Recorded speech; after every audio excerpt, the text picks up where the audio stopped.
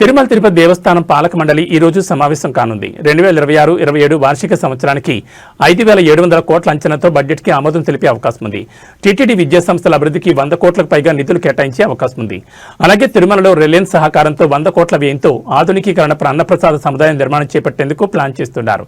తిరుపతిలో 10 కోట్ల రూపాయల వ్యయంతో కమాండ్ కంట్రోల్ సెంటర్ ఏర్పాటుకు సన్నాహాలు చేస్తున్నారు.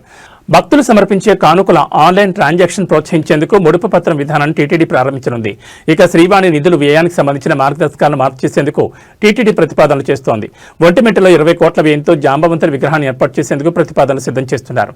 దేశవ్యాప్తంగా పలు ఆలయాల అభివృద్ధికి నిధుల కేటాయింపు, అలిపిరి తనిఖీ కేంద్రంలో 8 కోట్ల వ్యయంతో స్కానర్లు ఏర్పాటు చేసేందుకు తిరుమల తిరుపతి దేవస్థానం అధికారులు సన్నాహాలు సిద్ధం చేస్తున్నారు.